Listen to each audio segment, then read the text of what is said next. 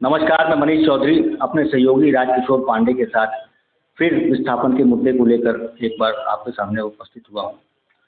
अभी लगातार बैठकों का दौर जारी है। बैठकों के साथ कई महिलाएं, कई पुरुष अब अपने हक की लड़ाई के लिए आगे निकल के आ रहे हैं, मुख्यालय का घेराव कर रहे हैं, ज्ञापन सौंप रहे हैं, क्योंकि पूर्व में एनसीएल द्वारा जारी की गई बुकलेट में शासकीय भूमि में बसे लोगों के साथ साथ वन भूमि में और एग्रीमेंट की भूमि में बने मकानों को लेकर के एक रुख अपनाया गया है, जिसमें उन्हें विस्थापित नहीं मानते हुए प्रभावित माना गया है और उनकी कई सारी चीज़ों को, हितों को सिरे से अनदेखा कर दिया गया है। इस मुद्दे पर कई लोग मुख्य रूप से आगे गए, कई वार्ड पार्षद भी आगे थे, वो गए हैं, बातों को रखे हैं। आज इस सब बातों को लेकर के हमारे बीच कई पार्षद मौजूद हैं, हम जानेंगे उससे इस पूरे मुद्दे को। फिलहाल अपना परिचय दे दीजिए। आशीष कुमार गुप्ता सिल्लू, पार्षद प्रतिनिधि वार्ड नंबर 8। शिवशंकर प्रसाद, पार्षद वार्ड क्रमांक 7। चंद्रिका प्रसाद वर्मा, पार्षद प्रतिनिधि वार्ड क्रमांक 5। स्वागत है आप सभी को। मैं बताना चाहूँगा कि पार्षदों का रोल इस क्षेत्र में बहुत अहम होता है, क्योंकि जितने भी वार्ड यहाँ विलुप्त होंगे, वहाँ जितने भी लोग बसे हैं, उन सबको उनका हक दिलाने के लिए इनकी अहम भूमिका रहेगी। इन्होंने पूर्व में भी इस मुद्दे को लेकर के महापौर के साथ एनसीएल में बैठक की और उसके बाद कुछ चीज़ें भी सामने आई, जिसे लेकर के वार्ड पार्षद आगे आके गए और अपनी हकों की मांग रखी और बहुत हद तक उनकी मांग मानी भी गई। पीछे क्या हुआ, जो होली के समय या उससे पूर्व में जो बैठक हुई, क्या कारण था बैठक का और क्या चीज़ें इस बात निकल के आई? सबसे पहले आपके सिंगरौली सिटी न्यूज़ को धन्यवाद, आप हम लोगों का कवरेज करने आए। अभी कुछ दिन पहले एक एनसीएल ने बुकलेट जारी किया था, जिसमें शासकीय भूमि पर जो निवासरत लोग हैं, मकान बना के निवास रह रहे हैं, उस बुकलेट में उनके किसी भी मकान का प्रतिकर देने के लिए एनसीएल ने उसमें अपना जिक्र नहीं किया था। जब ये बात हम लोगों को पता चली तो हम लोगों ने देखा कई विस्थापित संगठन हैं, लेकिन इस पर वो लोग अपने तरफ से आगे नहीं आ रहे थे। तो जनता के मांग पर हम लोगों ने एक ऊर्जांचल विस्थापित समिति के तहत हम लोग एक बैठक किए और उसमें सभी पार्षद, मोरवा के ज़्यादातर पार्षद सम्मिलित हुए और ये चर्चा किया गया कि एनसीएल से हम लोग वार्ता करके ये हम लोग मांग रखेंगे कि जो कम से कम जो वहाँ पे निवास रहता है मकान बना के, उनके मकानों का प्रतिकर दिया जाए। इसी कड़ी में बातें और आगे बढ़ती गई तो होली के एक दिन पहले मीटिंग बुलाई गई एनसीएल के द्वारा और हम लोग वहाँ पर करीबन 4-5 पार्षद उपस्थित थे। विस्तार में बताइए किस किस वार्ड के कौन कौन पार्षद गए? वार्ड नंबर 7 से हमारे पार्षद प्रतिनिधि सिल्लू भैया थे, वार्ड नंबर 8 से, वार्ड नंबर 5 से चंद्रिका प्रसाद वर्मा भैया थे, मैं था 7 नंबर वार्ड से और 1 नंबर से जेपी सिंह थे और परमेश्वर पटेल जी भी थे और 10 नंबर के राज बहादुर पंडित जी भी थे। तो उसमें अनारकली जी भी थी 6 नंबर वार्ड से। तो उसमें जब जिक्र हुआ कि भाई जब सब लाभ आप एग्रीमेंट वालों को जो लाभ आप दे रहे हो, उस समय चर्चा उन्होंने 15 लाख की थी, तो हम लोग भी पूरी मजबूती के साथ 15 लाख की मांग की। जो शासकीय भूमि में है उनके लिए आप सोलेसियम की भी व्यवस्था दो, जब आप उनको दे रहे हो तो वो भी भूमिहीन है, एग्रीमेंट पर दूसरे की ज़मीन पर है, और शासकीय भूमि पर जो बसे हैं वो भी भूमिहीन है, तो उन्हें भी सोलेसियम के साथ आप 15 लाख दो। लेकिन एनसीएल का कहना था कि भूमि स्वामी के बराबर हम नहीं दे पाएंगे, तो बीच का कोई रास्ता निकलना चाहिए। तो 1 दिन का 2 दिन का समय मांगा गया। हम लोग 2 दिन होली के 1 दिन बाद फिर मीटिंग में गए, तो जनता से हम लोग मिल के ये बात रखे कि जनता इसको एक्सेप्ट नहीं कर रही है। सरकारी भूमि जो निवासरत है उनका कहना है कि भाई हमें भी बराबर चाहिए। तो हम लोगों ने पूरी मांग रखी मजबूती के साथ, और जो वहाँ पे उपस्थिति रजिस्टर होता है, तो उपस्थिति रजिस्टर में कोई भी जाता है, जो चर्चाएं होती है उसमें अपना हस्ताक्षर करता है। पता नहीं कहाँ से वो उपस्थिति रजिस्टर लीक हो गई, फोटो कोई खींच के भेज दिया, और कुछ अपने व्यक्तिगत राजनीतिक स्वार्थ के लिए पूरे मोरवा में जितने 8 पार्षद गए थे सभी को बदनाम करते हुए उन्होंने एक अफवाह उड़ा दिया कि पार्षद जाके 5 लाख पे समझौता करके आ गए। ये अफवाह आपके हिसाब से किसने उड़ाई होगी? ये एक रंजीत शर्मा है 8 नंबर वार्ड के। ये माइक और अपना साउंड सिस्टम ले लेकर लोगों को गुमराह किए। दूसरा एक हमारे गुमराह तो नहीं कहा जाएगा, क्योंकि वो अपने स्तर पर देखा जा रहा है कि वो कई महिलाओं को लेकर के, अपनी मांगों को लेकर के, इसी मुद्दे को लेकर के अंचल मुख्यालय गए थे। तो इसमें गुमराह करना शब्द मेरे हिसाब से सही। गुमराह करना शब्द आप ठीक कह रहे हैं, लेकिन पार्षदों को बदनाम उन्होंने किया। पार्षदों को बदनाम किया कि पार्षद 5 लाख में सहमति देते आ गए, जबकि ये सरासर गलत है। पार्षदों को कोई अधिकार नहीं किसी भी चीज़ का सहमति देने के लिए। पार्षद मांग कर रहे हैं, और जो अधिनियम में है, अधिनियम में अगर है ज़्यादा से ज़्यादा प्रावधान, तो ज़्यादा से ज़्यादा एनसीएल उनके लिए व्यवस्था करे, इसकी हम लोग मांग कर रहे हैं। लेकिन बैठक में क्या हुआ था? उस बैठक में कई चर्चाएं हुई। जो निजी भूमि वाले थे, एग्रीमेंट वाले और शासकीय भूमि वाले, उनको क्या क्या दस्तावेज चाहिए उस पर जिक्र हुआ। और रेट को बढ़ाकर शासकीय भूमि को जो निवासरत हैं, एनसीएल का कहना था कि हम इन्हें 5 लाख रुपए प्लाट का पैसा देंगे और 5 लाख रुपए हम इनको आर साइट का जो लाभ मिल रहा है विस्थापन का वो देंगे, और प्रति सदस्यों को 5-5 लाख देंगे, जो कि हम लोगों ने उसको नामंजूर किया। हम लोगों ने कल भी 15 लाख पर अड़े थे और आज भी 15 लाख पे अड़े, और आज भी मीटिंग एनसीएल रखा था। हम लोग आज भी मीटिंग अटेंड किए, और एक क्योंकि एग्रीमेंट पे बने जो मकान है उसका पूरा का पूरा भूमि स्वामी में मकान का प्रतिकर देने के लिए एनसीएल ने बोला कोर्ट का हवाला देते हुए।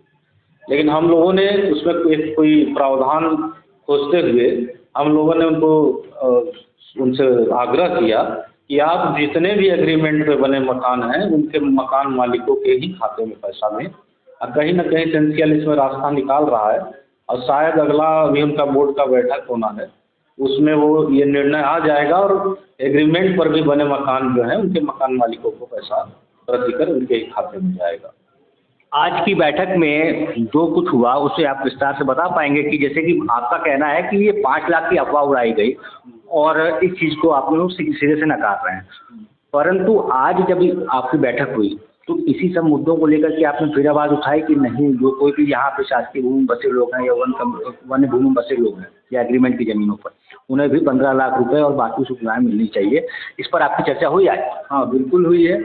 हमने आज वहाँ पे एक्चुअल में क्या था कि ये जो कॉपी थी वो डिस्कशन की कॉपी थी, मतलब उसमें हम लोग उसमें जो वार्तालाप हुई थी वो पूरी कॉपी तो उसमें लिखी गई थी। उसमें किसी कोई निर्णय नहीं हुआ था कि उसमें निर्णय है, और एक मीटिंग में आदमी जाता है वो साइन करता है। लगभग हम भर नहीं थे, जितने पार्षद थे और जितने करीब 40-50 आदमी थे, उन्होंने सभी ने उसमें साइन किया है।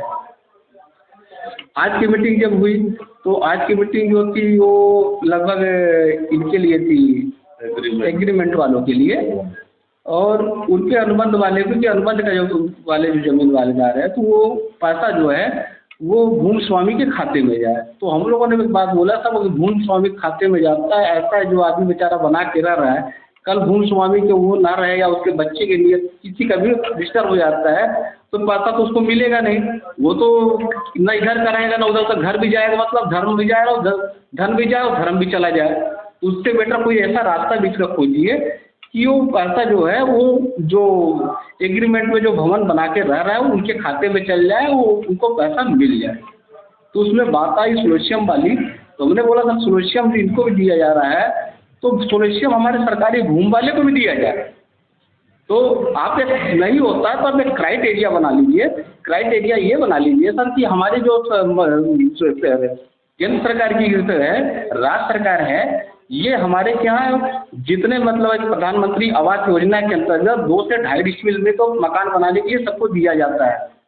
तो आप वो एक मानते हुए जितनी जमीनें सरकारी में जा रही है 2 से 2.5 डिसमिल हम मानते हुए उनको सभी लोग को सोलेशियम जो बनता है ये आप उनको दीजिए, उसके ऊपर मत दीजिए, लेकिन मानते हैं, लेकिन इतने आप दीजिए क्यों? भाई मालिक है वो गरीब है, कहाँ जाएंगे? जो रियल में गरीब हो 2 से 2.5 डिसमिल में ही बनाते हैं और उनके घर आगे सर टूटे हुए सीट लगे हुए, पर्दे लगे, कैसे कैसे कर तो बेचारे एक एक ईंटा जोड़े हैं, मेहनत की है, मजदूरी की है, ठेला चलाए हैं, इसलिए इनको सुरक्षा देना सर, इसके लिए उन्होंने बहुत ज़्यादा जिद किया है। तो लगभग हमारी बात को उन्होंने बहुत गंभीरता से लिया है। तो उम्मीद हम लोग यही जता रहे हैं कि हम लोगों ने मांग किया और एनसीएल से आशा करते हैं कि सुरक्षा इनको भी मिलना चाहिए गवर्नमेंट वाले को भी।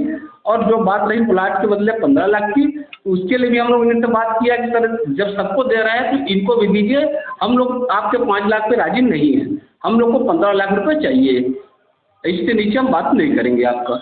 आज की बैठक में एनसीएल के प्रतिनिधि मंडल से कौन कौन थे? एनसीएल प्रतिनिधि मंडल से जीएम साहब के राकेश सिंह और उनका क्या नाम डीपी साहब निरंजन साहब।